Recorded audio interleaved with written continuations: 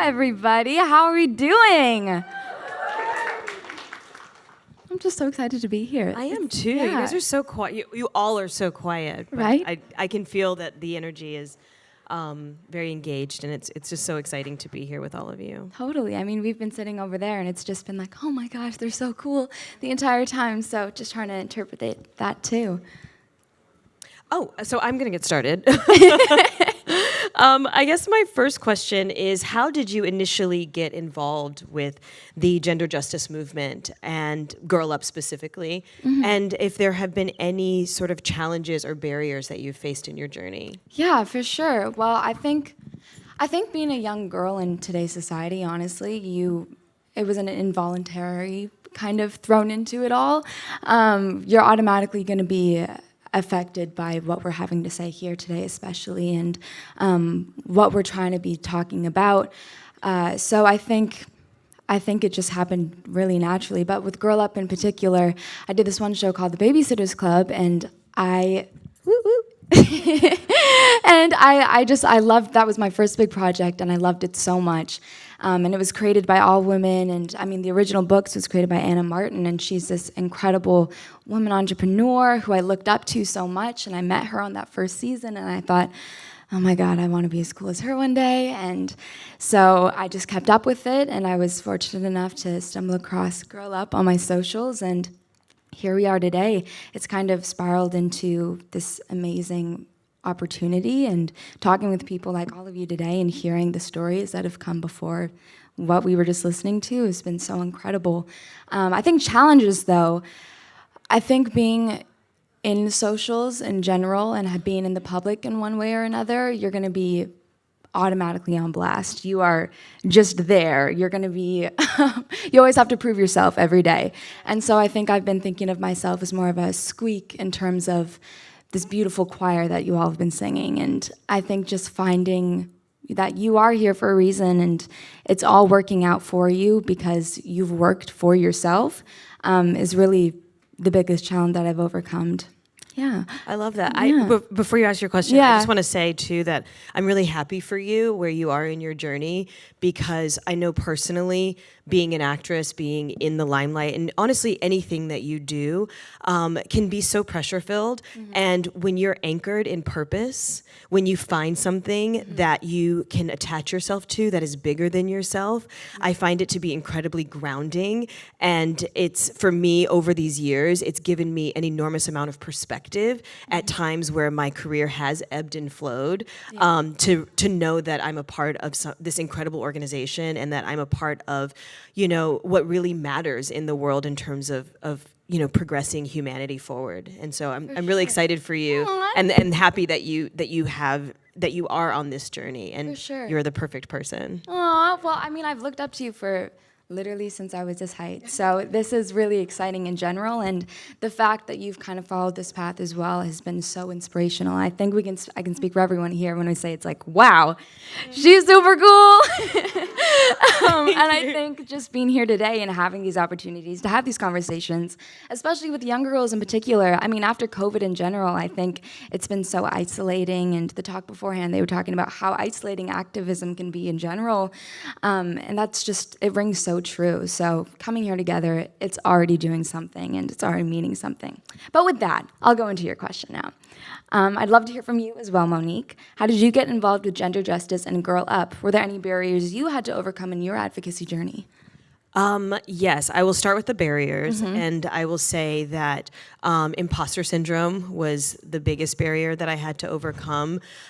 Feeling enough, feeling worthy of the position in a sense, feeling inexperienced and ignorant a lot of the times. I think the hardest thing was to recognize that it's okay to not know and to ask, and it's okay to lead with vulnerability, instead of, this sort of perceived confidence that in fact sometimes confidence actually comes from simply just taking that step forward. So for me specifically, High School Musical obviously was, a life-altering. It was obviously a a life-altering experience for my career, but it also was a very revealing moment for me. It was something that made me recognize that all the things that I thought were going to save me from myself weren't, and that the aspirations, and whether that be in entertainment or anything that we desire to do, we have to be mindful that we aren't doing that in order to keep us from evolving into the people that we're meant to be. And so for me, fame was really very shocking and also very revealing of my own personal insecurities and how much I needed to be seen in order to feel worthy or valuable. And so after High School Musical, I actually ended up launching a movement called Gimme Mo, which basically I thought, as a person, there's a whole generation that saw Taylor McKessie as this iconic person. But I realized that Taylor was a character, but that I'm a person, and that I get the opportunity to use the 5 minutes of fame, if that's all I was going to get, to make an impact in real people's lives, because I didn't see myself and don't see myself as any more special, talented, beautiful, or anything. I see myself as someone who is blessed to have an opportunity and a platform, and I wanted to use that opportunity and platform for good. And that led to becoming the first ever United Nations Youth Champion for the International Year of Youth. Yeah. And I ended up initiating and funding a global tour where I traveled to 24 countries in 6 months to understand what young people experience and face globally. And one thing when I came back, I realized is that I needed to harness and focus that energy somewhere specifically. Like we've talked about all day, it can be very overwhelming to try to take on all the challenges of the world. Yeah. And so I realized that, being a woman, and that back then it was the MDGs, I think the Millennium Development Goals, not the SDGs, but we were working towards gender equity. And when I found Girl Up, I feel like I found a home. I found a place that I could always come back to remind me of my own journey, and where I knew that my words were not going to fall on deaf ears, and that throughout this journey, it's been unbelievable to get to witness the evolution of leadership. Yeah, for sure. How old were you when you did High School Musical? I was 24, 25. So you started this then, huh? Yeah. This has been like a very big journey. Absolutely. Yeah, for sure. It's been so, inspirational to say the least, to see you grow and figure out kind of paving this path for literally all of us. So being the first ever Girl Up champion, that's a big title. That's a huge title. So congratulations. Thank you. And it does, in some ways, it feels more important to me than anything I've ever done. Yeah. Everything else is so subjective, right? Like you can have your favorite show or your favorite movies and so forth, but to see girls, that light come on in your eyes, where you realize the power that you have in your voice and in your heart, and that the choices that you make actually matter, and that the work that you're doing over the course of these days is lifelong. And I was sitting over here with Melissa, just like tearing up, hearing Michelle talk about Rocio, because we actually went to Ethiopia together many years ago, and just to experience the journey that we can be on is incredible. There's no better person to be on this journey with, I'm sure. So that's incredible. Yeah. Let's see. What do I have for you? Okay. So, my love, because we're running out of time because I talk so much. Sorry, everybody. I guess what I really want to know is, I want to know your why.